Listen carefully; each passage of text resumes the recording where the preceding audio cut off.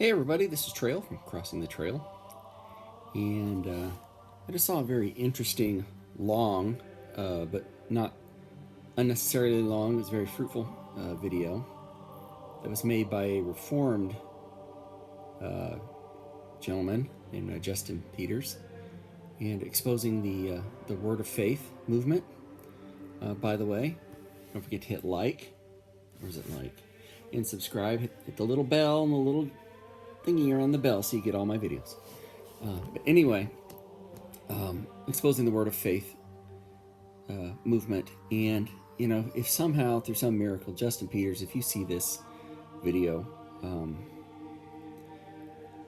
what you said about those preachers in that movement was so spot on. Thank you. I know that was a lot of work that you went to for a very good cause. So I appreciate you going to all that trouble to show how COVID-19 has exposed these, I even hesitate to say preachers, but exposed the wolves for what they are. And I appreciate that.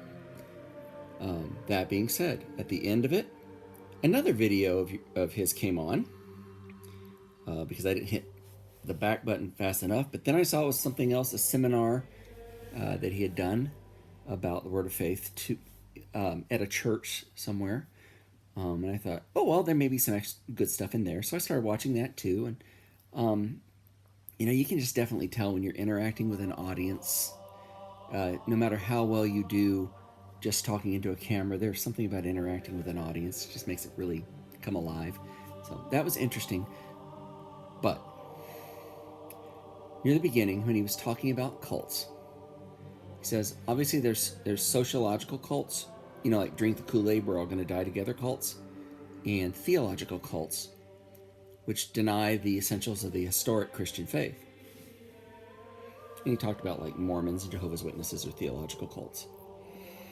But then, Mr. Peters, what you said was that Catholicism was a theological cult because it denies the essentials of the historic Christian faith. I didn't know whether to cry, get angry, or just laugh out loud. And here's why. Now, Mr. Peters, I'm going to say Pastor Peters. I think that's what he is. Sorry if you're not. He'd probably be very good. If the historic, quote, quote, Christian faith started 500 years ago, you'd have a point. But the historic Christian faith started nearly 2,000 years ago. And you know what? The teachings of Reformed Calvinism that you espouse weren't even taught anywhere on the planet for the first 1,500 years of the church.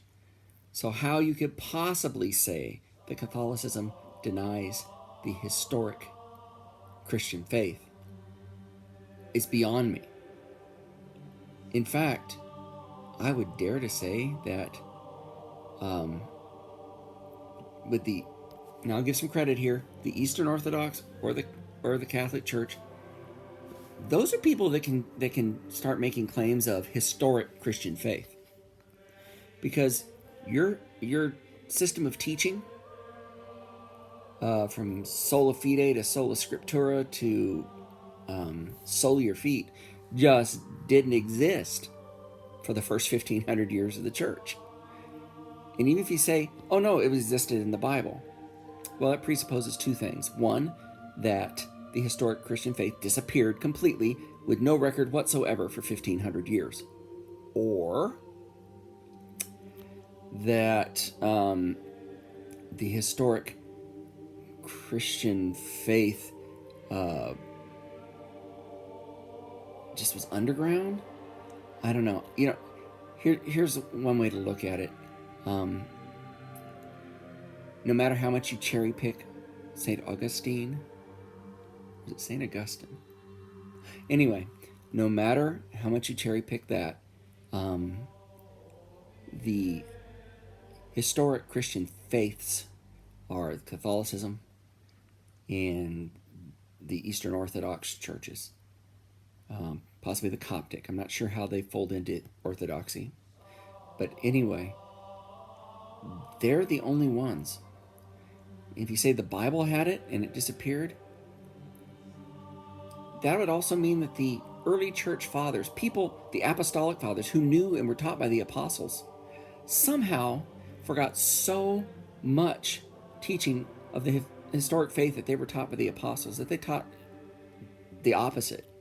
But if you read the earliest church fathers, if you read the Didache, if you read Ignatius of Antioch and his letters, and Clement's letters, and Polycarp, and Irenaeus, and Justin Martyr, guess what? They's Catholic. So, or Orthodox. See? How's that for ecumenical? So, enough of this claim, Dr. Peters, that the Catholic Church denies the historic Christian faith, and the Reformed churches do not. And the Reformed churches, again, did not exist. Their teachings weren't taught by somebody else. They were unknown on the face of the earth until 1517 onward. So, let's hear it for the historic Christian faith. But it ain't yours. Have a great day. Think on these things, and we'll talk to you again soon.